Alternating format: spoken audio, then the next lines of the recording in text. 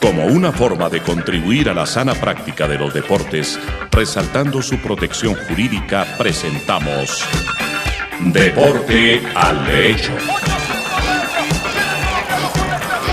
Los temas que conciernen a la actualidad de los acontecimientos deportivos cobijados por la Constitución y las leyes. Deporte al Derecho. Una presentación de La Voz del Derecho.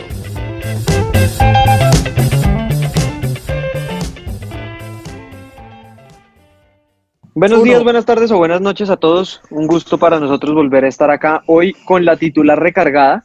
Estamos aquí con Andrés Charria, María José García y nuestro titular intermitente, Rafa Alonso, nuestro abogado experto en España, que nos vuelve a acompañar en un nuevo programa. El último programa en el que nos acompañó fue el programa que Andrés, Rafa y yo hablamos sobre las vicisitudes de Messi. Ninguno le pegó. ¿Cómo Nadie. que no? Yo dije que se quedaba. No, señor. ¿Usted dijo que se quedaba? Lo tengo grabado porque no me creen. Yo dije el No, martes... probablemente sí, pero pues no, pues bien. Protesto, dijo claramente que Claro. acababa en el Manchester City, por favor. No, señor. Yo Qué dije que se quedaba en sinvergüenza, Barcelona. no quieras No, señor. apuntarte el tanto, Andrés. Tengo el audio. Estoy, tengo el a audio. mí, ya Rafa va entendiendo cómo es la cosa. No, con Andrés, señor. me Y le encanta. voy a mostrar el audio. No sé. Ha puesto una fabada. No, señor. Seguro que lo ha editado a posterior.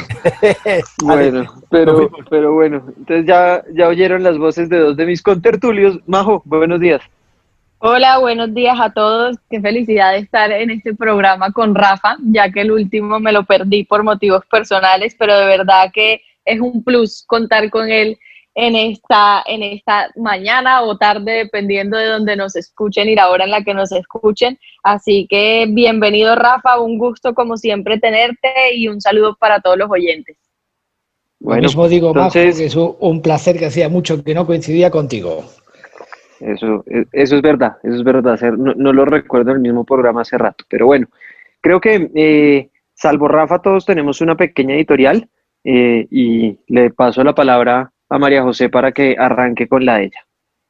Bueno, yo empiezo con una noticia que es bien reciente y es que hoy lanzó FIFA el Legal Handbook 2020. El handbook es como una guía de todos los asuntos legales concernientes a la Federación Internacional, por obvias razones, entre otras porque salió hoy y la otra es que porque tiene más de 1000 páginas, no lo hemos leído, pero la invitación es a que todos los oyentes que estén interesados en el ya mencionado derecho del fútbol le den una miradita a la página de FIFA. De todas maneras, nosotros, como siempre, le enviaremos el hipervínculo a Luis para que lo cuelgue en la descripción de los programas y quienes estén interesados, pues, sin duda alguna, importante que le echen una mirada a este nuevo documento de FIFA que, como ya lo hemos venido diciendo hace algunos programas, está haciendo un esfuerzo muy importante por emitir documentos y publicaciones que verdaderamente son importantes y relevantes pues para la práctica y para quienes ejercemos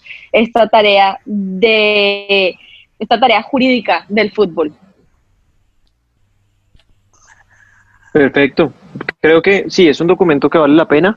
Además también FIFA ha venido actualizando todos sus reglamentos últimamente de forma bastante frecuente. Hoy tengo entendido que también publicaron el nuevo reglamento de control al dopaje. Tampoco, pues nos levantamos con la noticia, entonces tampoco podremos hacer un análisis a fondo de qué cambia, pero yo probablemente me atrevería a pensar que no cambia mucho y simplemente es los cambios reflejando los cambios del Código Mundial Antidopaje que entra en rigor a partir del próximo año. Entonces probablemente sea el reflejo de esos cambios, sin embargo pues lo leeremos y lo comentaremos aquí en su debido tiempo.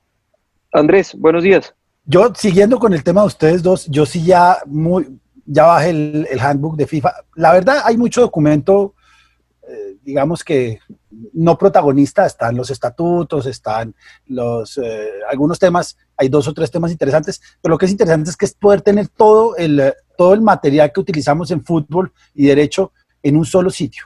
Yo tengo en el escritorio de mi computador, tengo por lo menos 15 documentos de FIFA, porque además como los va actualizando de manera ni siquiera periódica ni regular, adecuada, y me gusta mucho, pues uno tiene que ir cambiando. Pero estoy leyendo y además estoy profunda y positivamente asombrado el manual de TPIs y TPOs.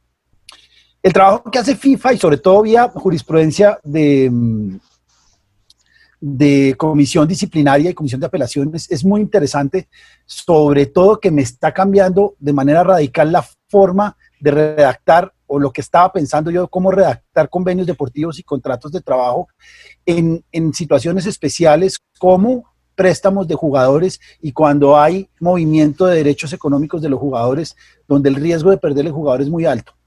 Me llama mucho la atención, no conocía, hay una cantidad de fallos que ponen en peligro a los clubes que poseen, que detentan alguna parte de los derechos económicos y que no pueden hacer nada si el otro club, el club que tiene jugador, pierde jugador o algo pasa.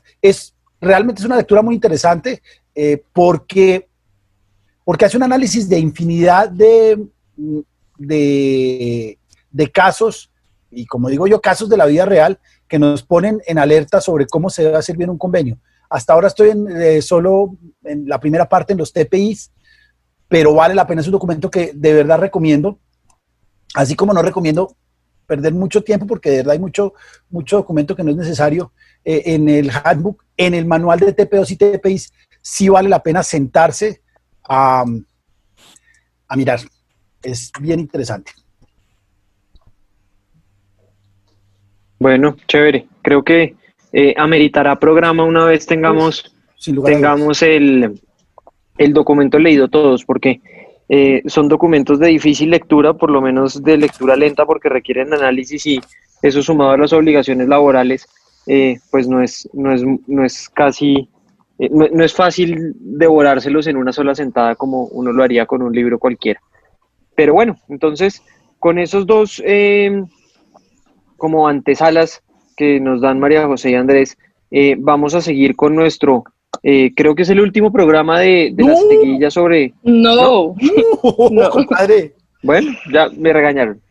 No. Con el siguiente programa de la seguilla de programas del reglamento sobre el estatuto y la transferencia de jugadores, hoy con invitado de lujo, porque Andrés con muy buen tino lo invitó, porque las cláusulas de rescisión, ese tema que hemos hablado tantas veces y que los periodistas manejan de forma un poco indiscriminada, nacieron a la vida a través de ciertas regulaciones españolas. ¿Y quién mejor para explicárnoslos que pues Rafa, que probablemente vivió toda esa transformación del fútbol a través de las cláusulas de rescisión y de cómo se implementaron en el fútbol profesional? Entonces, Rafa, buenos días de nuevo y creo que te cedo la palabra esta vez seremos Andrés, María José y yo los que te empezaremos a interrumpir. Rafa, déjame hacer una introducción para poder ubicarte y ya arrancas tú. Estábamos hablando del programa pasado de las consecuencias de la ruptura de los contratos de trabajo sin causa justificada y hablábamos que las indemnizaciones son complicadas, sobre todo cuando es el jugador el que termina el contrato de trabajo. Las indemnizaciones son complicadas de calcular. Y ha habido varios fallos del Tribunal Arbitral del Deporte, hablo de Webster y hablo de Elkin Soto, que son dos fallos donde al final el TAS dice, sí, hay una terminación del contrato de trabajo sin justa causa, habrá que pagar algo, pero la dificultad de calcular las indemnizaciones hace que FIFA invite a pactar de antemano cuál será el valor de la indemnización si un jugador termina el contrato de trabajo. El artículo 17 dice, en todos los casos, la parte que rescinde el contrato se obliga a pagar una indemnización bajo reserva de las disposiciones sobre indemnización por formación y solidaridad, salvo que no se estipule lo contrario en el contrato. Y salvo que no se estipule lo contrario en el contrato, se traduce en salvo que haya cláusulas de rescisión. Las cláusulas de rescisión, así como en Argentina hay dulce de leche, en España hay paella y hay cláusulas de rescisión. Las cláusulas de rescisión son un invento español que lo hemos tratado de mover en muchos sitios. En Colombia no hay presidente de club que no considere que debe poner cláusulas de rescisión las más altas posibles, de manera que un jugador que se gane el salario mínimo pacta una cláusula de rescisión de $2,5 millones, cláusula abiertamente abusiva, que hace que a mi modo de ver, no tengan ninguna utilidad práctica. En estos momentos, en algún sitio, en la Federación Colombiana de Fútbol, en la DIMAYOR, hay un pleito muy interesante entre el América, el Tolima y el jugador Carrascal, precisamente por la aplicación, la legalidad, digo yo, en Colombia, de las cláusulas de rescisión. Como dijo Víctor, esto se lo inventaron los españoles y ya sí, con muchísimo gusto, le abro la cortina para que Rafa haga su entrada triunfal. Rafa, buenos días. Buenos días. Pues voy a tratar de resumirlo sin ocupar demasiado tiempo para que así podamos avanzar en cualquier duda o planteamiento práctico que se nos ocurra sobre la marcha. Tratando de ser lo más esquemático posible, pues os cuento que antiguamente en España, y por antiguamente me refiero a antes de 1985, los futbolistas y los deportistas en general eran esclavos de los clubes con los que tenían licencia, ya que existía el derecho de retención, de forma que un jugador tenía que seguir vinculado federativamente a su club hasta que éste decidiese liberarlo y concederle la Carta de Libertad. Esta situación cambia cuando en 1985 se dicta una norma laboral, que es el Real Decreto 1006, que regula la relación laboral especial de los deportistas profesionales. Estamos hablando de una norma de derecho laboral del ordenamiento jurídico español, no una norma federativa, una norma del ordenamiento general que se aplica a todos los deportistas profesionales, no solo a los futbolistas. Y se entiende por deportista profesional todo aquel deportista que tiene una percepción por parte de su club que va más allá de compensarle los gastos que le supone la práctica de ese deporte. Pongamos el ejemplo, oye, Andrés, ven a jugar aquí a este club de Bogotá, que nosotros te pagamos el apartamento, un par de billetes de autobús para tus padres, la comida y un dinerito de bolsillo para tus gastos. Eso sería una compensación. Pero, sin embargo, quien recibe una cantidad fija todos los meses, con independencia de que vaya a entrenar o no, con independencia de que viva al lado o a 100 kilómetros del lugar de entrenamiento, ese tiene un salario mensual y por lo tanto es un deportista profesional. Y lo que hace esta norma, este Real Decreto 1006 en el artículo 16, es abolir el derecho de retención y dice los deportistas podrán extinguir su contrato de forma unilateral. Lo que ocurre es que establecen que eso dará derecho al club a percibir una indemnización y esa indemnización podrá ser pactada. Entonces, la forma que reviste el pacto en el cual en el contrato de trabajo se estipula en caso el futbolista, por ejemplo, rescinda unilateralmente este contrato, deberá indemnizar al club con X cantidad, con 100 millones de euros, es lo que se llama popularmente la cláusula de rescisión, que como tal no se denomina así en la norma, pero es lo que popularmente se conoce, es decir, es el pacto en el que se contempla cuál es la indemnización que percibirá el club en caso de que el jugador se marche. Y lo que establece esta norma es que el primer responsable que tiene que pagar esa cláusula, esa indemnización, es obviamente la parte que incumple. Como es un contrato de trabajo entre el club y en este caso el futbolista, pues es el futbolista en primer término quien es el responsable de pagar. Pero claro, como si hablamos de indemnizaciones, cantidades muy altas, un jugador joven, por ejemplo, con mucha proyección, no tiene un patrimonio para pagar esa cantidad, ¿qué ocurre? ¿Simplemente el club no obtiene la indemnización? Pues lo que hace la norma es estipular que si en el plazo de un año desde que haya roto el contrato, el deportista es contratado por otro club o entidad deportiva, este nuevo club pasa a ser responsable subsidiario del pago de esa indemnización. Es decir, que si el jugador no paga, lo hace el club que lo contrate en el término máximo de un año desde que ha roto el contrato. En la práctica, ya por ir concluyendo, en lugar de estipular unas indemnizaciones ajustadas a un cálculo de mercado, Es decir, en vez de coger el club, sentarse con el jugador y pensar, bueno, yo a ti te vendería, te traspasaría a otro club seguramente por 300.000 euros, pues vamos a poner 300.000 euros como cláusula de rescisión.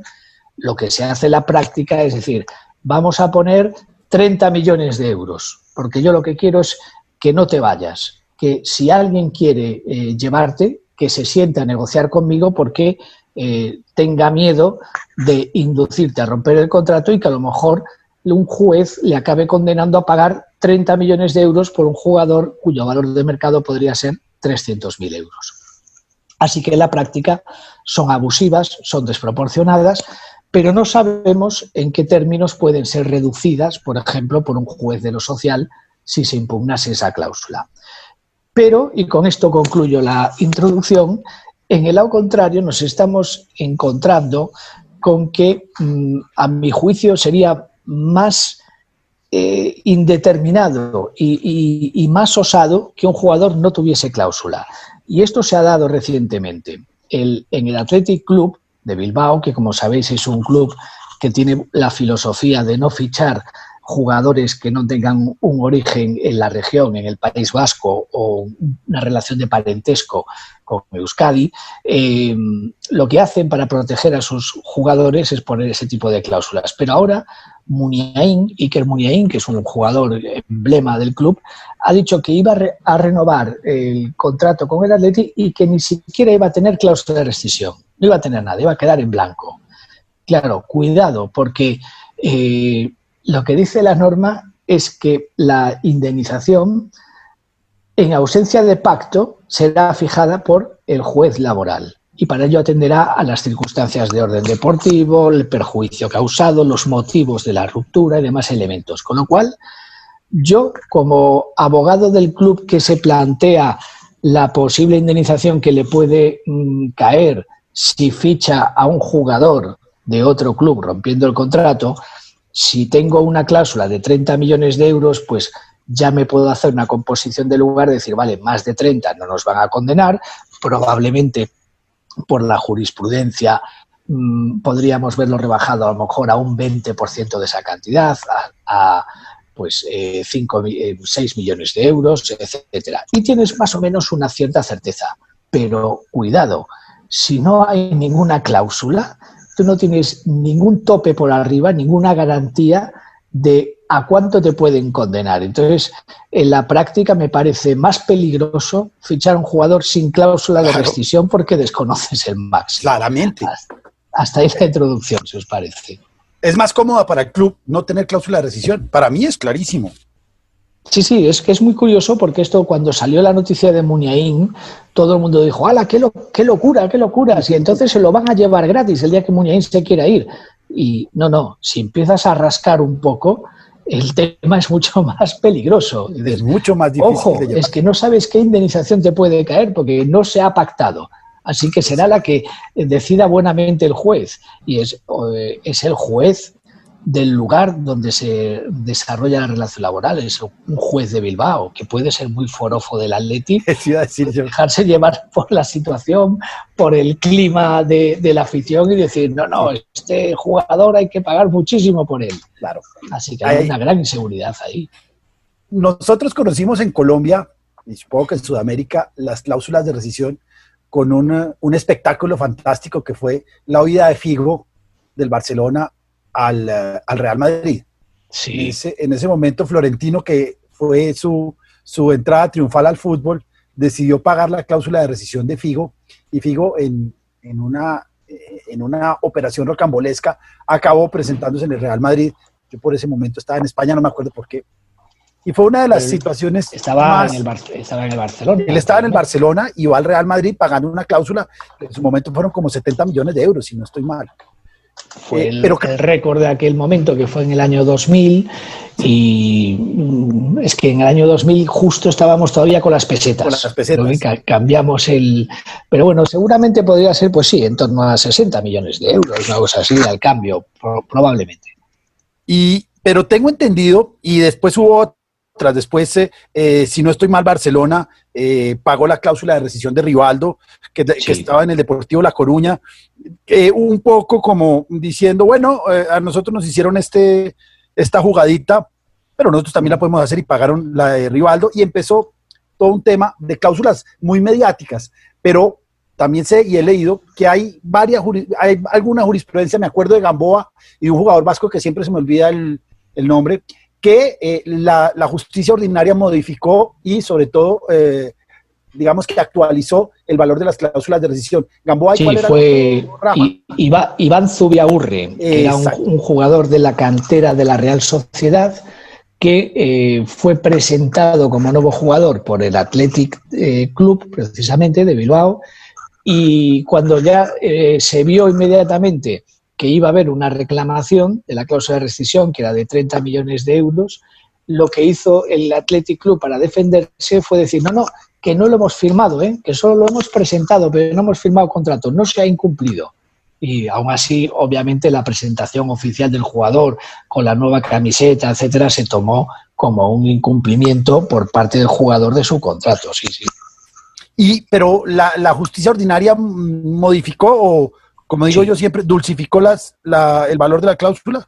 Sí. Además fue el caso Zubiaurre fue muy paradigmático porque en las distintas instancias fue variando el importe de la indemnización hasta que quedó, pues precisamente es el caso que tenía en mente cuando te daba el ejemplo, y quedó en un 20%, en 6 millones de euros. Claro. Pero es que además se dio la situación de que, por lo que os acabo de contar, el Athletic se negó a culminar el fichaje, no le hizo licencia, el jugador quedó sin jugar, en la Real Sociedad no lo readmitió, porque dijo, no, tú ya has incumplido tu contrato y ahora vamos a que el Athletic Club nos indemnice, aquí no vuelves. Y resulta que ningún otro club quería hacerse cargo del jugador, porque además era un jugador joven, que su categoría no era acorde como para jugar ser titular en los equipos de primera división, sino que era una apuesta de futuro y probablemente su sitio en aquel momento era ir formándose en un club de la tercera categoría, de la segunda B. Pero claro, ningún club quería fichar ni por asomo a Zubiaurre hasta que no pasase más de un año, porque podía acabar siendo responsable subsidiario del pago de una suma millonaria, con lo cual al final quedó bastante tiempo en blanco y su carrera fue un desastre, finalmente, por todo este tema que se montó en relación con su cláusula de rescisión. No suele pasar, pero en el caso de Zubiaurre salió totalmente trasquilado el pobre jugador. Lástima. Rafa, yo ahí tengo una pregunta, y es, ¿qué criterios normalmente usa el juez laboral para ir reduciendo en las distintas instancias el monto de la cláusula de rescisión? Porque nosotros hemos hablado en varias ocasiones respecto de esta cláusula en Colombia y se habla mucho de la proporcionalidad, sobre todo cuando hacíamos referencia a algunos casos que yo personalmente tuve que revisar en fútbol femenino, donde, sin exagerarte, se le pagaba a la jugadora un salario mínimo que son 800,000 pesos, más o menos $250, y la cláusula de rescisión ascendía a $2 millones. Nosotros siempre habíamos dicho que al fin y al cabo podían pactar lo que quisieran en esos contratos, primero pues porque eran de muy corta duración y probablemente no se iba a hacer efectiva la cláusula de rescisión, pero segundo porque en el momento en que dicha cláusula fuera sometida a consideración de un juez laboral aquí en nuestro país, pues sin duda alguna diría que es desproporcionada y que no sería procedente cobrar una cláusula de ese monto. ¿Qué criterios utilizan los jueces en España?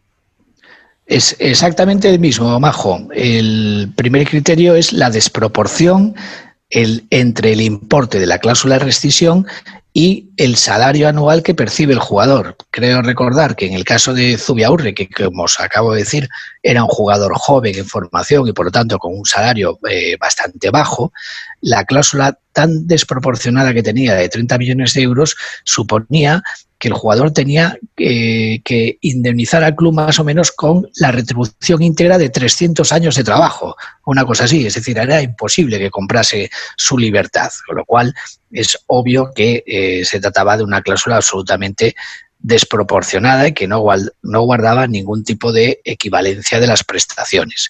Y en segundo término, para una vez que ya se ha estipulado que es absolutamente desproporcionada y que por lo tanto el juez puede hacer uso de su facultad de moderación del importe de esa cláusula, viene la segunda parte, que es ¿y en cuánto la fijamos?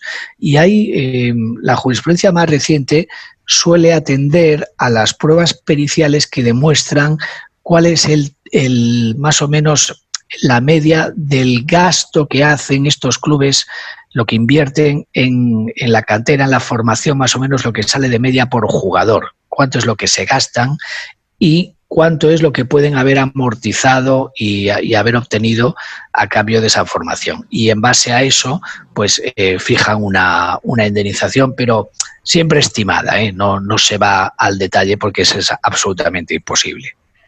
A mí, digamos, perdón Andrés, si te interrumpo antes de que se me olvide la idea, pero siempre me ha llamado mucho la atención, digamos, no sé si los oyentes recuerdan que en otros programas también hemos hecho referencia a las cláusulas de rescisión como un arma de doble filo, porque Andrés siempre había mencionado casos como el de Reino Unido, donde normalmente no se pactan cláusulas de rescisión, porque finalmente un jugador, y me voy a inventar cualquier valor, un jugador joven a quien se le pacta una cláusula de rescisión de $2 millones, termina siendo el crack de la temporada, y si no existiera esa cláusula de rescisión se pudiera vender por un poco más de esos $2 millones que inicialmente se pactaron en el contrato, y finalmente se termina yendo del club a otro mejor o a otro que está en la capacidad de pagar esos $2 millones, y quien termina perdiendo es el propio club que pacta esa cláusula de rescisión.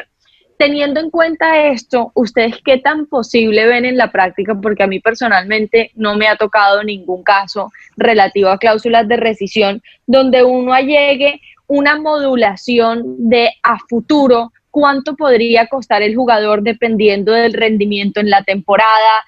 Como decíamos en el caso que estamos analizando, el jugador español era una venta de futuros. Literal, es un jugador con mucha proyección, joven, que probablemente sea muy bueno, que en unos años cueste mucho más de lo que cueste ahora. ¿Qué tan factible es utilizar todas estas herramientas que hay hoy por hoy en el fútbol de Big Data respecto al rendimiento físico, respecto a las capacidades que tiene el jugador y demás, a llegar esto como una prueba dentro de un proceso para modular la cláusula de rescisión? Yo tengo una respuesta similar, pero que tiene otro tema. Y voy a plantear algunas interrogantes más. El primer interrogante que yo tengo, porque María José canta alegremente las cláusulas de rescisión en Colombia, y no tengo el video, pero a espaldas mías tengo una laboralista que dice que son ilegales. Lo primero que habría que hablar es, y sobre todo en Latinoamérica, con un derecho laboral proteccionista del trabajador, si son válidas. La segunda duda que tengo, la segunda interrogante que tengo, que sé que Rafa la tiene mucho más clara que nosotros, es, hay algunos países donde está prohibida la cláusula de rescisión. Tengo entendido que Francia e Inglaterra, y hay algunos equipos donde las han ido desechando, como el Borussia Dortmund. Y a la respuesta de María José, yo tuve un caso, el único, de un artista, de un cantante que firmó con una gran compañía y lo borró. No lo puso a cantar y se perdió en el camino. Y lo que nos pusimos a hacer, obviamente el árbitro, que fue un tribunal arbitral, no nos siguió la idea, es hacer más o menos eso. ¿Qué hubiera pasado si este cantante hubiera empezado a cantar y le hubiera ido bien? Porque fue de una de esas generaciones que con varios muy buenos cantantes colombianos, que todos eran amigos, les fue muy bien, Andrés Cepeda y otros, y lo que nos dice el juez es, puede ser posible, todo eso es muy bonito, pero todo eso son meras eventualidades. Yo no creo que aún con Big Data tú puedas decir es que ese jugador va a ser en 5 años la estrella. Yo creo que ni siquiera Mbappé sabemos qué le va a pasar en 5 años. Hay infinidad de figuras que a los 17, 8 años, me acuerdo de 2, Adu creo que era un nigeriano, y este francés que acabó en todos lados, que estuvo en el Real Madrid, siempre se me olvida el nombre. Pero bueno, hay muchos jugadores que, bueno, John Edison Castaño en Colombia, que uno podría decir, a los 27 años va a ser el mejor jugador del mundo, y no. Entonces tal vez no tan a futuro, pero si tú lo piensas, digamos, como lo decía Rafa, el criterio en España ha sido mucho cuánto invierte normalmente el club en un jugador de este tipo. siendo, digamos, un criterio bastante genérico, pues porque es que no es lo mismo probablemente lo que invierta el club en el jugador estrella de 20 años que en un jugador suplente de los mismos 20 años de edad. Yo sí creería que uno en un eventual caso de estos podría jugársela con ciertas particularidades del jugador. Hombre, miren, el rendimiento de este ha sido esto, no es lo mismo este por más de que sea de la misma categoría del otro, por tales y tales motivos que son inherentes a la persona como tal. O sea, no todos los jugadores tienen el mismo rendimiento, no todos los jugadores cuestan lo mismo. Sin duda alguna, yo soy de las primeras en decir que las cláusulas de rescisión desproporcionadas obviamente no deberían aplicar, mucho menos en desmedro pues, de los intereses de los jugadores que están sin duda en una posición de desventaja frente al club, pero también me gusta ponerme en la posición del club y es, hombre, el jugador, nos guste o no, pues es el activo del club. ¿Cómo hago yo para tasar el valor de ese activo? Hay una sentencia, la sentencia del caso Webster, que lo llevó Juan de Dios Crespo, donde el tribunal se hace esas preguntas. Y hay varios criterios. ¿Cuánto vale formar un jugador como Webster, que era un jugador selección escocesa? ¿Cuánto vale comprar un jugador igual? ¿Cuánto vale formar un jugador igual? Y todos son meras expectativas. De manera que no es tan fácil ese cálculo. Por eso le gusta a FIFA y en el tribunal arbitral, aunque yo no he visto casos de cláusulas de rescisión, las hacen deseable. Pero Rafa, yo quiero preguntar eso. Y ahorita quiero hablar con Víctor y María José sobre la legalidad o no de las cláusulas de rescisión en Colombia. En Europa hay varios sitios donde está prohibida, ¿o no? Sí, más que prohibida, no está regulada, con lo cual no la utilizan en sus contratos y por lo tanto se aplica el derecho laboral sin más del país. No hay una relación laboral especial para los futbolistas que establezca la posibilidad de rescindir a cambio de una indemnización, que es lo que en España y en muchos países de habla española se llama cláusula de rescisión. En relación con lo que planteaba Majo, sí que cada vez se tiende más a diversificar el importe de la indemnización, es decir, a prever distintos tipos de cláusulas. Antiguamente se establecía, yo le firmo un contrato por 5 años y si usted se va me tiene que indemnizar con 60 millones de euros, en cualquier caso, sea cuando sea. Ahora se tiende a prever que el importe de la cláusula será, si la rescisión se produce en las 3 primeras temporadas, tanto, si se produce en la cuarta, tanto, y si se produce antes de concluir la quinta, tanto. Y también se diferencia según la categoría o división en la que esté el club, sobre todo cuando se trata de clubes que no son aquellos que se sabe que casi siempre están en la máxima categoría, pues obviamente se contempla en función de la categoría en la que esté el club. Incluso hemos visto casos concretos recientes, los más importantes, como fue la rescisión de Griezmann con el Atlético de Madrid para fichar por el Barcelona, e incluso este amago de rescisión que solo el gran pitoniso Andrés supo ver de Leo Messi, se jugaba con el hecho de que ambos contratos preveían que en función de que la rescisión fuese antes o después de X fecha, habría un mayor o menor importe de indemnización, en el caso de Griezmann, o que directamente no habría indemnización ninguna o sería cero, en el caso de Messi. Si recordáis, se jugaba con eso. Y más allá de eso, yo sí que creo que sería perfectamente factible seguir ahondando en prever más hipótesis, es decir, no veo claro utilizar el Big Data porque el Big Data no lo estamos utilizando por ahora los abogados de clubes profesionales a la hora de prever estipulaciones en los contratos, a diferencia de los cuerpos técnicos que sí que lo manejan a diario. En los contratos los abogados vamos más por detrás en el tiempo y nos limitamos a prever cláusulas en relación con el número de partidos jugados, si el jugador ha sido convocado o no por la selección nacional, los goles metidos. Todo ese tipo de cosas pueden utilizarse para también prever que la indemnización será mayor si el jugador ha tenido un peso y ha sido importante en el rendimiento del equipo, ya sea por número de partidos jugados o ha destacado tanto que ha sido convocado por la selección nacional, incluso en categorías inferiores, que es algo que practicamos. Pero en la práctica, ¿sabéis lo que sucede la mayoría de las veces? Que cuando un jugador está destacando y está haciéndolo bien, es el propio jugador el que viene al club y le dice: quiero renegociar mi contrato, quiero tener un salario mayor, y es el club el que dice: bueno, de acuerdo, pero entonces vamos a subir la cláusula de rescisión. Y entonces la fluctuación de las cláusulas viene más motivada por las constantes renegociaciones de contratos que por ese abanico de posibilidades que, de todas formas, como os digo, cada vez es más habitual. Sí, hay cláusulas de rescisión escalonadas, yo conocí alguna, y hay cláusulas de rescisión, hay de muchos. A mí es que no me gustan, no me gustan porque a la hora de negociar son una camisa de fuerza. Si son muy altas, uno sabe que un juez se la puede bajar; si son muy bajas, uno sabe que el otro equipo se lo puede llevar sin mayor problema, y es mucho más divertido. Y yo siempre pongo el caso de Bale, que por Bale se pagó tal cantidad de dinero básicamente porque no tenía cláusula de rescisión, porque la única razón por la cual llegó el precio a donde llegó es por el gusto que tenía Florentino en su momento por contratar al jugador. Un jugador que, sin lugar a dudas, es un gran jugador,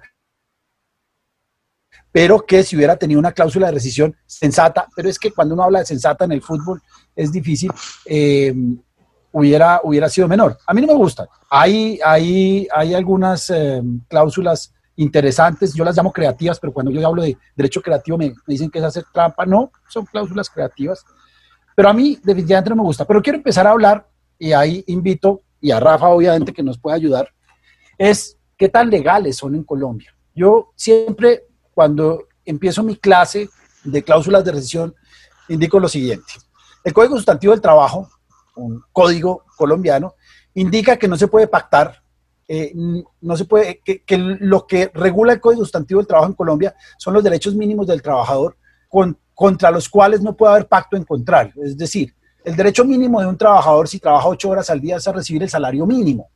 Así las partes acuerden que el trabajador dice: no tengo problema en que me den 500.000 pesos por las 8 horas, porque entiendo que en esta época de pandemia mi empleador o me paga 500.000 o no me paga y me quedo sin trabajo. Eso un juez laboral lo entiende como no escrito, inmediatamente va a hacer un recálculo por el salario mínimo, que son más de 800.000 pesos. Entonces, son derechos a los cuales no se puede pactar en contrario.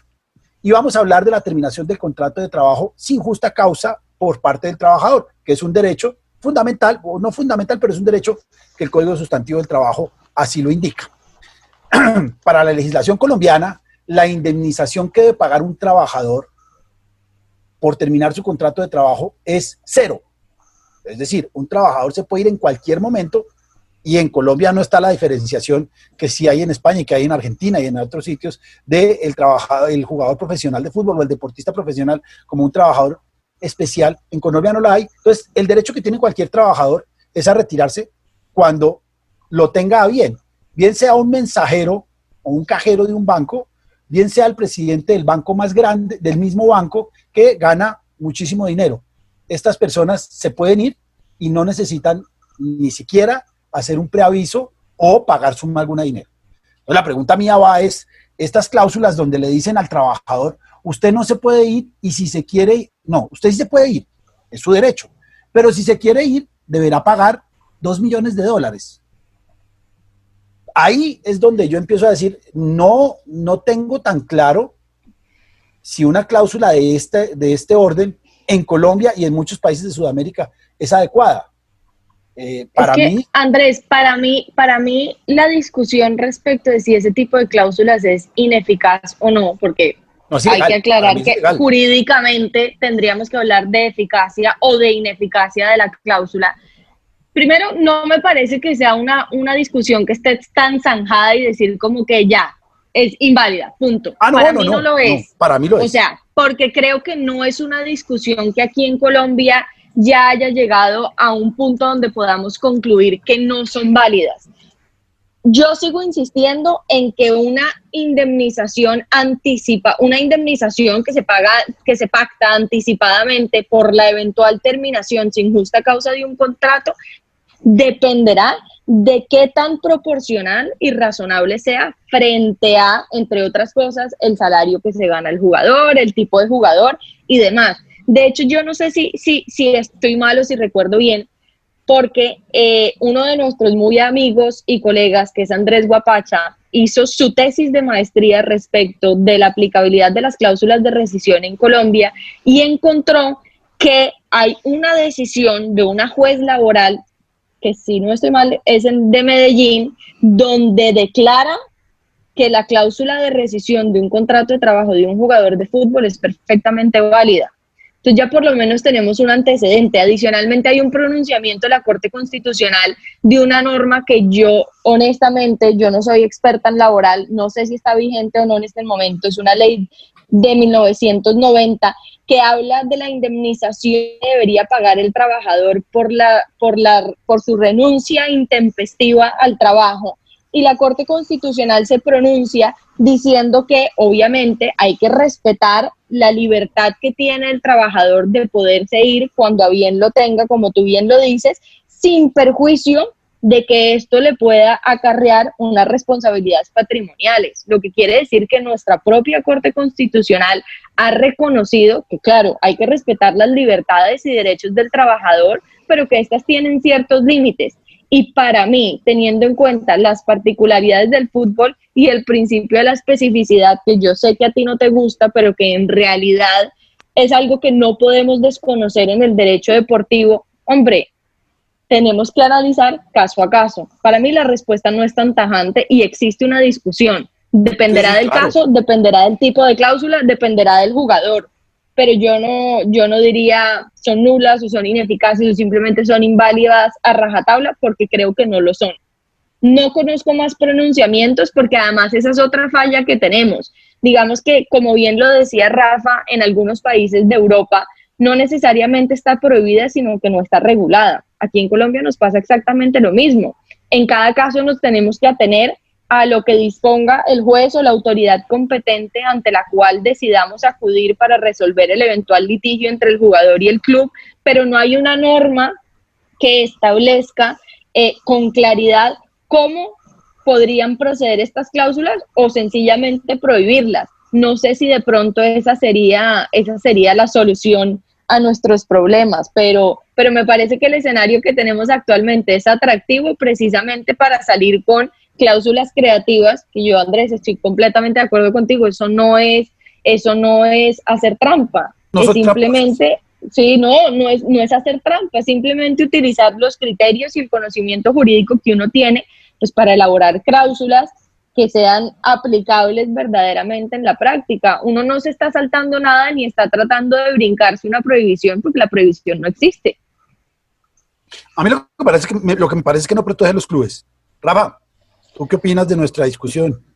Yo parto de que, por supuesto, sería muy atrevido por mi parte hacer ningún tipo de opinión en relación al encaje de las cláusulas de rescisión en el derecho colombiano, partiendo de la base de que lo único que conozco es el derecho español y no todo, y ya me cuesta como para imaginar lo que es el derecho colombiano. Entonces, si me permitís, y haciendo lo que se suele decir en ser muy gallego, que es contestar una pregunta con otra pregunta, os voy a plantear un supuesto práctico para que vosotros me digáis cómo lo resolvería el derecho laboral colombiano, porque yo creo que presentaría bastante analogía con la cláusula de rescisión de los futbolistas. Pongamos que en Colombia existen dos únicas empresas que se dedican a la fabricación de refrescos de cola. Pongamos que una de ellas, a la que le vamos a llamar Andrés Cola, ficha a un joven ingeniero y le manda a Estados Unidos a formarse en un máster especial que promueve por primera y única histórica vez en el mundo la Fundación Coca-Cola para desarrollar métodos innovativos en la fabricación de refrescos de cola. Pongamos que ese máster cuesta una cantidad estratosférica, pero que el empresario de Andrés Cola cree que gracias a esa especialización que va a tener ese trabajador va a poder copar gran parte del mercado que hasta ese momento domina Majo Cola.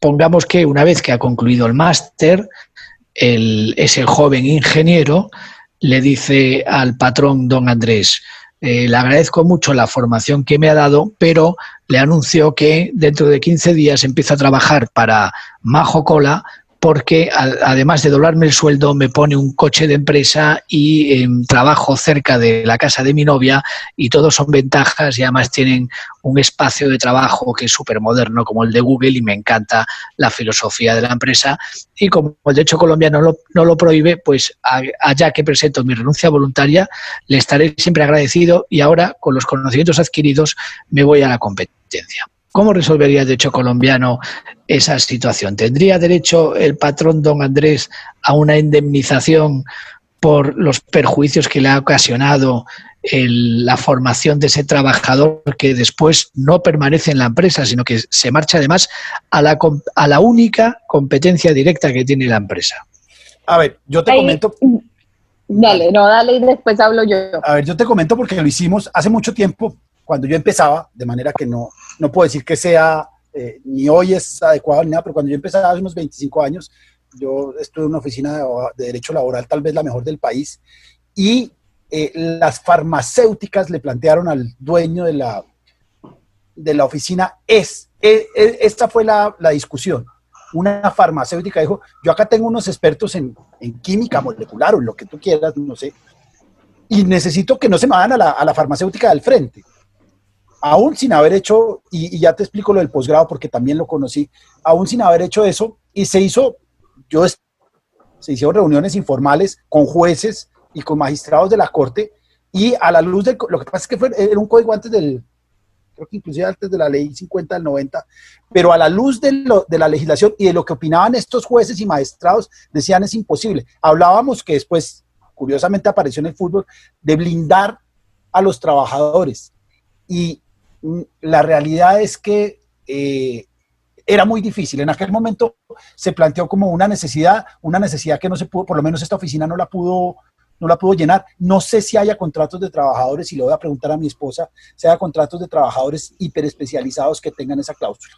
El segundo tema es cuando, y eso lo hace una casa editorial de un periódico muy conocido, donde también estuve, que ni siquiera se podía solicitar el pago de la educación que se hace afuera del país en dólares, y lo que se hace habitualmente es que se les hace firmar unos pagarés, unas deudas civiles por el valor de la deuda contraída por el empleador, que se van, digamos que anulando en la medida que el trabajador se va quedando en la empresa que lo formó. Pero es difícil, yo entiendo, y obviamente lo que dicen también los laboralistas es que se puede demandar al trabajador que se retire intempestivamente y que causa un serio perjuicio. El tema es cuánto va a pagar un juez con una estructura mental proteccionista y pro trabajador frente a un retiro intempestivo de un grandísimo trabajador que sabe de colas y que se va para María José Cola en detrimento de Andrés Cola. No lo sabemos. Ahí hay una cosa que a mí me gustaría comentar adicional al tema del derecho laboral, y es el tema que eventualmente eso podría tener en Colombia algunas implicaciones respecto del derecho a la competencia. Ahí sí. De acuerdo. Aquí hay o sea, eso podría tener ciertas implicaciones analizadas desde la ley de competencia y de la restricción de acceso al mercado y demás. Pues yo no soy experto en eso, pero pues sí a priori podría decir como eso podría ser una forma de desestabilizar la competencia, y de hecho hay un fallo en Colombia muy interesante, y es de un socio de una firma de abogados que se retira de esa firma y se lleva de la firma a todo su equipo de trabajo, secretarias, juniors, asociados, todo. y abre otra firma aparte. Después la firma a la que, a la que estuvo vinculado inicialmente hace una demanda también a través de principios generales del derecho de la competencia y gana, porque en efecto pues determinan que eso es un acto de desestabilización empresarial. La verdad, el rigor técnico no lo tengo, pues porque no soy experto en el tema, pero sí sería un tema que yo analizaría de fondo y que uno podría pensar después extrapolarlo al fútbol y pensar que por qué una cláusula de ese tipo no podría ser a tal punto prohibitiva que fuera una cláusula restrictiva de la competencia. No lo sé. No, miren, a mí se me sale la vena comercial en este tema, que sí es mi expertise, y precisamente este año nosotros normalmente incluso en los contratos de trabajo, yo trabajé muchos años en una firma también en Bogotá, en el área de propiedad intelectual y derecho de la competencia, y siempre incluíamos cuando eran, digamos, cargos tan excepcionales, donde la persona era realmente, pues nadie es indispensable, pero casi que indispensable para llevar a cabo ciertas labores dentro de la empresa, y se sabía que podía ser una ficha muy importante para el principal competidor del cliente, se pactaban cláusulas de no competencia o lo que en inglés se conoce como los non-competes. Aquí han habido muchísimos pronunciamientos, no solo de jueces, sino de la Corte Constitucional, donde si se limitan esas cláusulas de no competencia a un territorio y un tiempo determinado, son perfectamente válidas. Esto sumado a que, como bien lo dice Víctor, cualquiera de estas conductas pueden ser asimiladas como conductas de competencia desleal, que pueden derivar en actos de desorganización, en actos de desviación de la clientela y demás.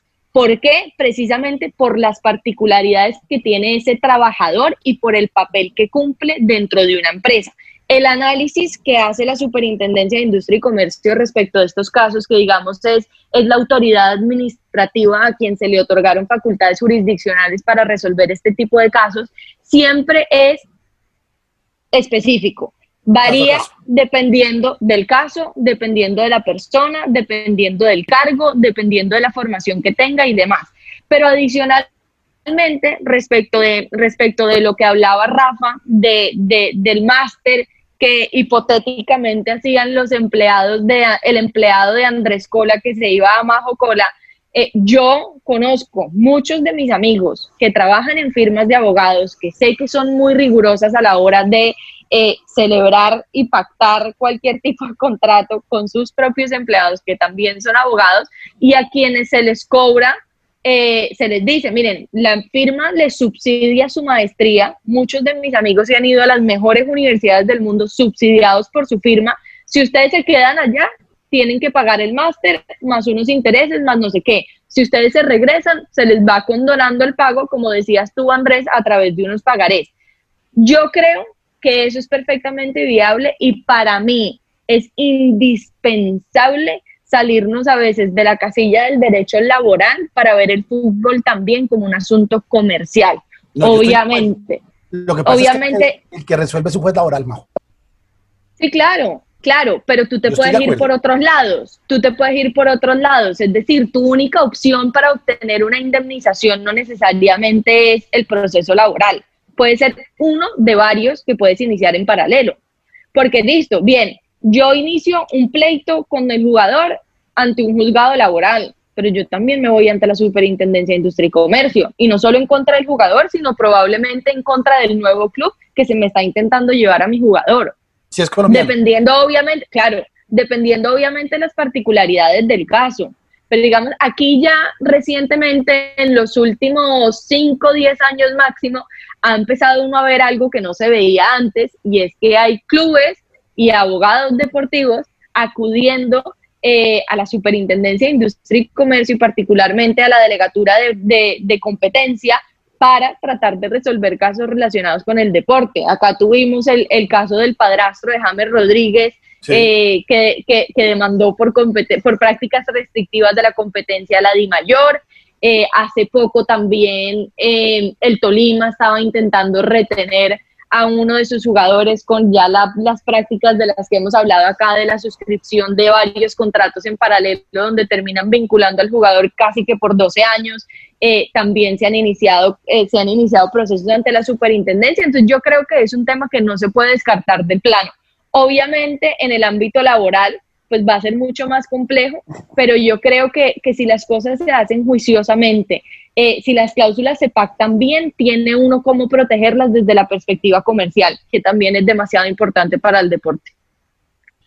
Muy bien. Pues si me permitís, terminando de cuadrar el círculo, yo os diré que la respuesta que daría, por ejemplo, el derecho laboral español al caso que os planteaba es el equivalente al Código Sustantivo del Trabajo, que en nuestro caso es el Estatuto de los Trabajadores.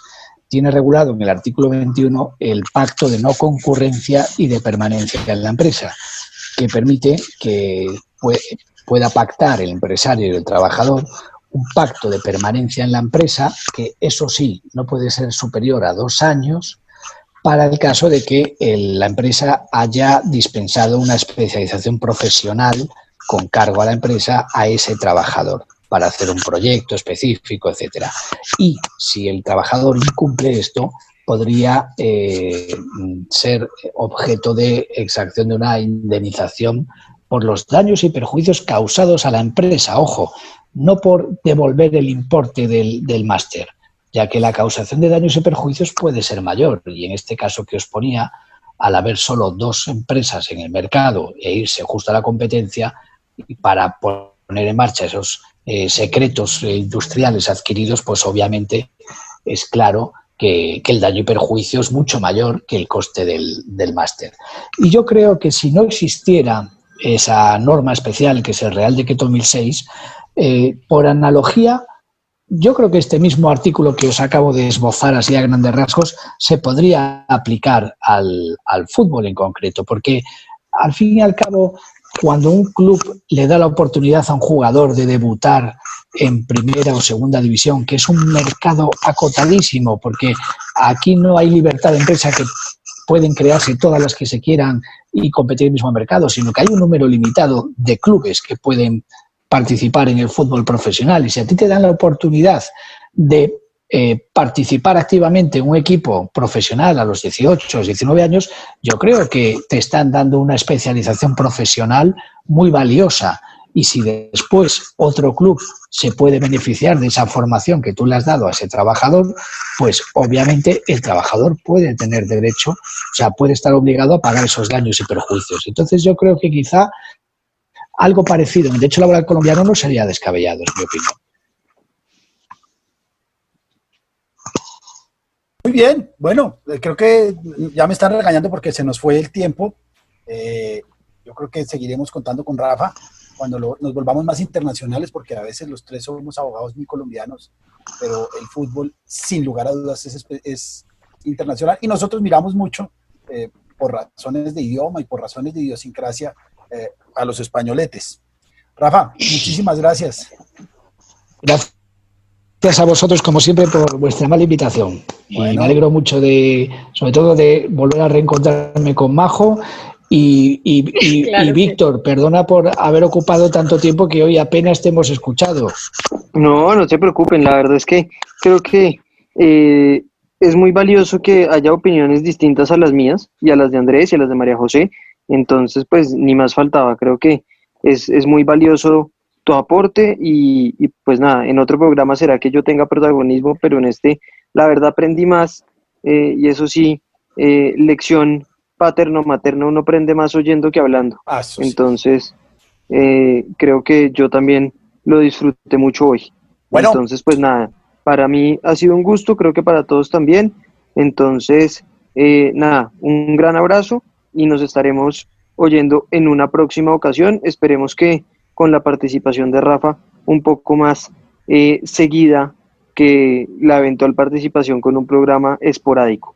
Pero bueno, así esperemos que sea. María José, muchísimas gracias. Andrés, muchas gracias. A Luis en los micrófonos, muchísimas gracias por la ayuda siempre. Y pues nada, nos estaremos viendo en otro programa, en otra ocasión del programa Deporte al Derecho, ese programa de La Voz del Derecho que analiza la actualidad deportiva desde un punto de vista netamente jurídico. Muchas gracias a todos y feliz semana. Muchas gracias. Un abrazo. Un abrazo a todos, adiós. Como una forma de contribuir a la sana práctica de los deportes, resaltando su protección jurídica, hemos presentado Deporte al Derecho. Los temas que conciernen a la actualidad de los acontecimientos deportivos cobijados por la Constitución y las leyes. Deporte al Derecho. Una presentación de La Voz del Derecho.